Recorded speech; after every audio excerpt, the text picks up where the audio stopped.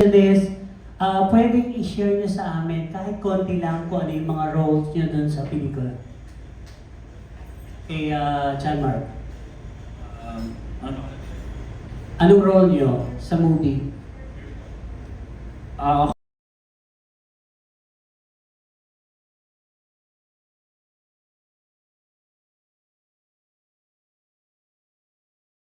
po si Erwin dito na. Tapos taga-syudad po ako, and then meron po akong sakit na hindi maipaliwanag. And then tanging si Milagros lang po yung nakapagpagaling sa akin. Pumunta ako sa bayan nila or sa baryo nila. Kaya po pinagaling ako ni Milagros. Yan yung point. Si Milagros, si Vern. Si Milagros po dito, from the word Milagros na pangalan niya po, meron po siyang power to heal.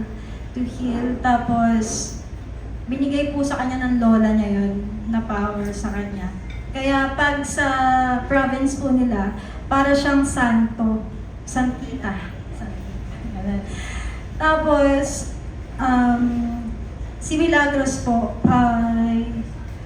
may kapalit po kasi yung power niya. And kaya siya virgin, and wala siyang no boyfriend since birth. Kasi yun yung ano niya, pag gumawa siya ng something na, like nagjowa siya or anything, mawawala po kasi yung ano niya, powers. So, ayan. So, babaeng marangal siya, inosente, taga-bukid. Ayun lang po. Thank you, si Mauro. Ako po si Elmer, yung driver nila. Ako dito yung parang tigasin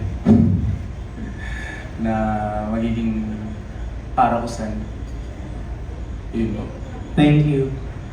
Second question. Sa inyong tatlo, if ever na meron kayong hinahangaang celebrity na local na gusto nyong humaplos sa inyo, sino yung mga celebrities na yon? Haplos ng pagmamahal. Hahaplos sa inyo. Pwede bang haplusin na lang ako ni Coco sa swerte niya para magaya ko siya and then makuha ko yung mga swerte niya sa showbiz. Parang ganun, pwede ba yan? Pwede naman, pero sa babae. Sa baba. Sino gusto mong humaplos sa'yo katulad ng haplos ni Milagros? If ever lang naman.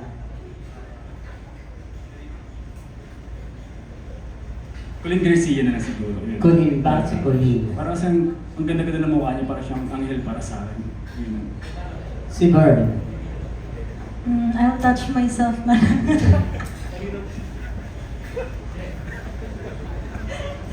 Kasi ba? Wait lang, tinanong nga din doon sa akin last time. Oh sige, kasi ito yung sagot ko last time, si Ding Dong Dantes. Wow. Panis. Bakit si Ding Dong? Dingdongin mo ang buhay ko. Wala na akong maisip. Si Mauro. Nag-iisip Oo. si Mauro eh. Naisip ako, parang gusto ko dalawa sagutin ko. Pwede naman. Si Catherine Bernardo o kaya si Andrea Brillantes. Why? Parang ganda kasi nila eh. Sarap nilang tignan. Tapos, sarap din sila. Gandang-ganda ako sa kanila. Anyways, for my last question sa'yo, Mauro. Kanina sabi mo kasi, medyo alangan ka pagdating sa pagpapasexy. Medyo sabi mo may adjustment. This time ba na ginagawa mo na all out ka na? As in, lahat kaya mo na ibigay para sa pagpapasexy? Kaya naman, pero siguro hindi ko kaya is mag-frontal. Pero anything kaya. Tsaka yung ginagawa ko siya, tapos first time, pero parang, alam mo yung feeling na, ito pala yung feeling nun. Ganun. Ang galing. Ayun. So feeling ko kaya ko ng laro yung next time. Okay. Thank you and congratulations. Salamat. Okay, thank you